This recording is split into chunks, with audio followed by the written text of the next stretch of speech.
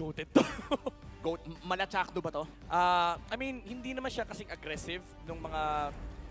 May mga games na may mga games na nagte-take over si Luis dito with the Kufra, but I don't think it's a huge threat kasi may Guinevere din naman yung Blacklist International and meron ka ring Lilia, may haharap na pwedeng kumuha ng Purify dito si Yue. And ang nakakatakot lang dito, kaya ako na medyo nagulat sa pick ng RQ Akira, no? Kasi ang daming papasok sa Brody. Considering na meron silang Claude, meron silang Benedetta, and meron silang Kufra, frontline is gonna be an issue for Blacklist International, definitely. Kasi yung frontline nila, it's just the Matilda. Si Edward dito, hindi niya pwedeng i-alay yung sarili niya knowing na may backline nga yung RQ Akira. So kailangan nila magdikit-dikit dito, which does make their lineup susceptible to being jumped on by the Kufra. Yup, and si Rene J din ang pinakamagiging alalay rito o tagasligtas, kumbaga, ng kanyang mga kasama. Hindi pwedeng siyang mauunang mawala, lalo kapag merong mga napapatagal na teamfight. Individually, yung sustain talaga medyo pumapabor siya ngayon sa other side or sa RQ Akira. Pero overall, in teamfights, kailangan natin tignan talaga ang Blacklist International. At ayun na nga, Game 1, Agents mag-ingay! I-welcome nyo ang RRQ Akira sa pinakaunang laban sa Game 1 of this Best of 3 series. Blacklist International versus RRQ. Magkabilang mundo, magsa-start ang ating junglers. Eto na si Rene J, ginugulo na kagad si King. This might force out the retribution onto the back siya, which means makakapanggulo pa lalo ang Blacklist International, pero sinusundan na siya ng RRQ Akira.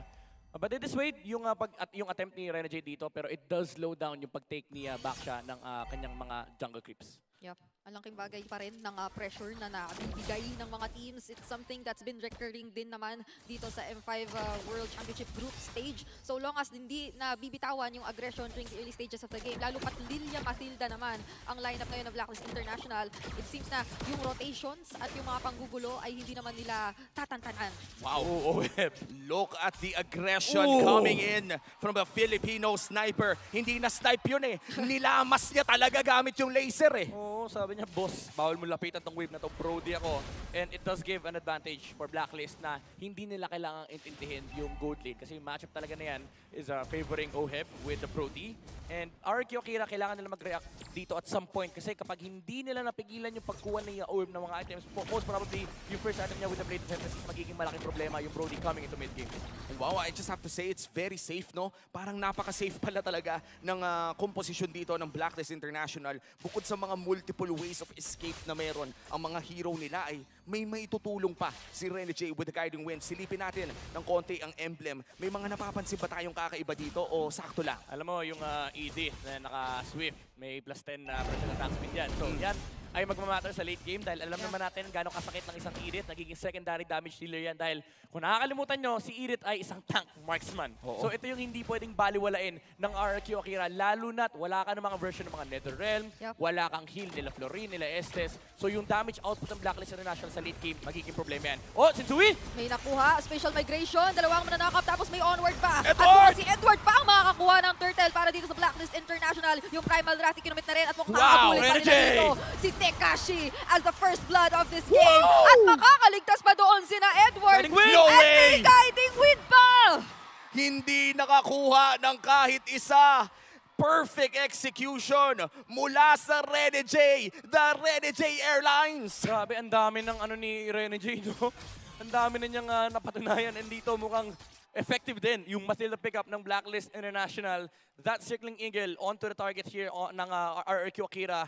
Talagang mahihirapan sila when it comes to actually defending themselves versus this Matilda, lalo kapag si Edward yung dinadala ng Guiding Wind. Kasi again, damage dealer yan. So malaki yung problema ng RQ Akira when it comes to the initiation prowess of Blacklist International. Kahit pasabihin natin, meron kang Kufra to counter-engage. If you look at the heroes of Blacklist, yung mga gustong front line na nabanggit ko kanina, yung Lilia and pati na rin yung Matilda, parehas sila naka-purify. Tapos saktong-sakto pa, no? Piso na lang ay nakakuha sana ng double kill ang RRQ Akira, pero medyo hindi pa nandun yung damage para sa side ng Brazil. And right now, kalma muna. Mukhang Black Shoes ang kinukuha dito ni Seiken on that Valentina. Si Sensui, si Gusta na Gusta. Pag-BMI naman, palayo. Pero kung nastakan yun, kamuntikan na naman. At sakit na lang, no? itutuloy-tuloy na to. Although may purify din naman pala dito si Gusta Lagusta. Parang kinakailangan niya na talaga ng alalay. Kasi hindi na biro dito yung kanina pang rotations na mabilisan na ginagawa ng Blacklist International. Pero Titan's Revenge doon ay hindi muna ko-connecta. At na-clear naman nila agad ang minion waves. Parang ang aga-aga nga natin nakikitang nag-group up ang Blacklist International. International ngayon eh. Low kill score pa nga ang ating game. 1 kill pa lang, 4 minutes in. And 20 seconds bago lumabas ang Turtle. Mukha namang may maliit na kalamangan ang Blacklist International. Yeah. Maliban na lang siguro kung mauna sa pwesto ang RRQ. Ang mahirap lang dito for Blacklist is yung early rotations na nagagaling sa XP, especially with the Benedetta, yung bagong style kay Benedetta na naka-impure rage na nagda-damage build din, napakasakit niyan. And versus an Edith, alam mo mas mabilis makaikot yan and mas mabilis maka-respond sa mga skirmishes. So that's something na kailangan din isipin ng Blacklist International. Yung respond and reinforcement ng RRQ Akira ay napakataas. And now Turtle being pulled here by RRQ. Sino ba magpupull Renegade? ng trigger? Renegade goes air. Pero nandito si Edward. Napakaganda ng follow-up mula rito kay Edward. Yung primal rock di pa nakikakasama. Sweet! Pero si Sensui doon may nahuling iba. Merong nayakap din si Luis using the Tyrant Stage, but it's too late dahil yung Turtle nasa Blacklist na. At ngayon naman ito double kill na rin para kay Agent Zero, taking down Tekashi and Luis. 3-0 for Edward. At naka-turtle pa. At Sensui! hindi pa nga tapos. Si Sagan pinapasok pa rin. At kinailangan na mag-back ng RRQ Akira habang nagpupush pa ng mid lane ng Blacklist International.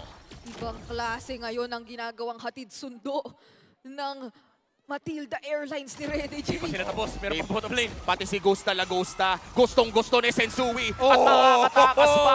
Krinos over with the Style sticker. points! Grabe no, pumi-freestyle. Habang si Oheb sabi niya, trabaho lang ako boss. Focus ako dito sa tower natin. 1v1 kami ng tower. Hindi yung Claude yung kalaban niya eh. Yung tower yung kalaban ni Oheb. And Blacklist International, pinapakita nila dito yung kanilang mga fundamental playstyle. No? Imagine mo yung Turtle, ginagawang Lord. Lord turn, how about Turtle turn?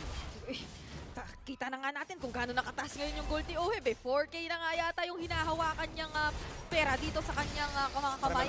Kaya napakasakit na. Pero doon madedepensahan pa din ni Edward yung top lane.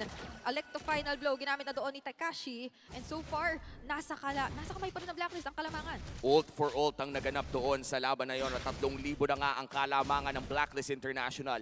3-0 low kill score game, dinadaan sa objectives at sa macro plays. Talagang utak ang laruan ng Blacklist ngayon. Imagine again may mga downside and may weakness yung lineup ng Blacklist International. For one, wala silang true hard lockdown versus the Claude. Pero in terms of macro objectives, lumalamang sila because of the plays ginagawa nila Rene J.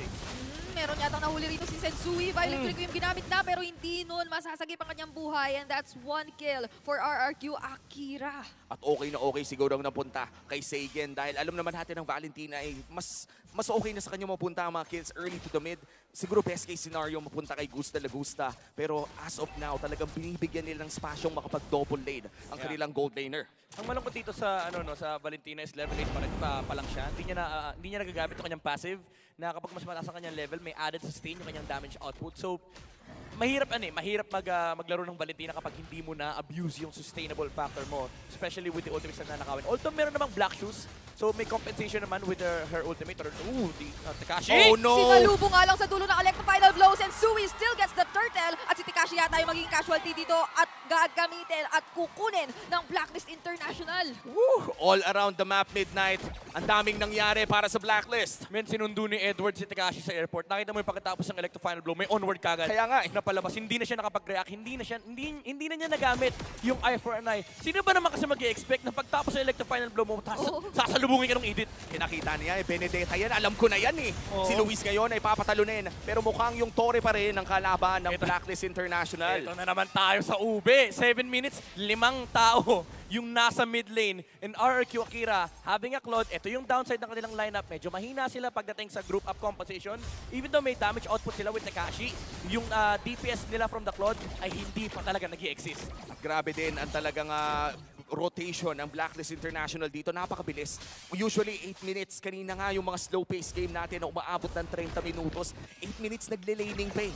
Ito 8 minutes nasa mid lane na nandun na sa may inhib. Tuloy-tuloy lang ang Blacklist International. Gusto talaga nilang makakuha ng as much turrets as possible. Hindi pa natin masyadong nadadama yung pressure na nabibigay ng isang Benedetta pagdating sa lanes. Maya't maya, given din naman yung composition ngayon ng Blacklist International, parang ang bilis lang nilang sumagot sa mga lanes na ipe-pressure. Kung gusto mo ng definition ng objective gaming, this is it. Blacklist International, you saw Benedetta taking the trade on the top lane. In the perspective of Blacklist International, wala na silang pake. Kasi wala rin namang hahabol dito kay Benedetta. So parang might as well, bigay mo sa kanya. At the very least, wala yung Benedetta sa mid lane para mag-defend. So that is the main concept sa laro ng Blacklist dito. No? Hayaan mo siya doon. Kasi either way, pag nag-react sila sa Benedetta, sisirain ng Blacklist yung kanilang laruan. And now, they've taken 5 towers already for the side of Blacklist International. And this is crippling for RRQ Akira. Kasi ang tanong mo na dito for RRQ, saan magpa-farm yung Claude?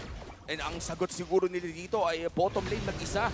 And they will force a 4v5 around that area habang may malaking wave na pwede pa rin namang saluhin ng Blacklist International sa may bandang ibaba. So technically, parang walang nawala sa Oo. Blacklist. Split talaga yung kailangan dito hanapin ng RRQ Akira, pero Blacklist International, they're leading by a huge margin here. 5K by 9 minutes. Even though sabihin na natin Claude pa rin to, pero once na mag-decide ng Blacklist International na pasukin yung base ng RRQ Akira with this Lord, they can definitely do so. Kasi may ang dami nilang, first of all, ang dami nilang pantalon, nandiyan yung flicker initiation ni Edward, pwede nang gamitin yung Circling Eagle, and also add to the fact na kahit na hindi mag-Circling Eagle paloob si Rene J, pwedeng magpakamatay yung Blacklist International sa base kasi may guiding wind palabas. Yep, napakabilis lang nung naging pagkuha doon ng Blacklist International sa ating Lord. At ang RRQ Akira naman ay nag-attempt din kumuha ng trades. Kinuha ng kanilang jungler kanina yung purple buff ng Blacklist as well as inangat na naman yung top lanes. Pero at most, yun na ang pinaka nagagawa ng RRQ Akira at this point with a 5K gold lead in favor of Blacklist. May kasama pa silang Lord sa gitna. Tignan mo naman yung gold gap doon, kapatid. Laki, no? Mga kapatid, 2,000 na ang lamang ni Oheb kay Gusta Lagusta at mararamdaman mo yun sa bawat sapak eh. Maybe OD by the way, yung Brody. So kailangan mag-ingat dito ng RRQ Akira. Meron naman silang Petrify from the Benedetta. Ang problema, inuuna kasi siya ni Edward eh. Bago pa umabot yung Benedetta dito kay Oheb on the Brody, sabi ni Edward, huwag mong kalawin yung marksman ko. Oo. And ang tagal na, no, ang dami ng pinagsamahan ni Oheb at ni Edward all through the M-Series, the MPLs na pinagdaanan nila. Talagang ang synergy ay nandyan na. Makikita natin ang pag-push ng Blacklist International in the mid lane. Edward, tatama sa isa, mukhang nahuli ang dalawa. Hindi talaga papahuli sa mga folks at maging sa damage na ibinabato ngayon sina Yue. And Edward is currently unstoppable dito sa kanyang Edith. Naka-primal wrath na naman at naipapadama yung damage na naibibitaw niya habang nakakast nito. Inubos na ng Blacklist International lahat ng inhibitor turrets. And that's another engage coming in from Agent Zero. Mukhang ang focus ng Blacklist International ay tapusin na talaga itong laro dahil may minion pa naman silang natitira. And the call is to tower lock as they take the first game. Blacklist International. 11 minutes. Ang ating average game time ngayon sa M5 ay nasa 20-25 at tinapos ng Blacklist International in 11 minutes. Ito yung masasabi mong PogChamp.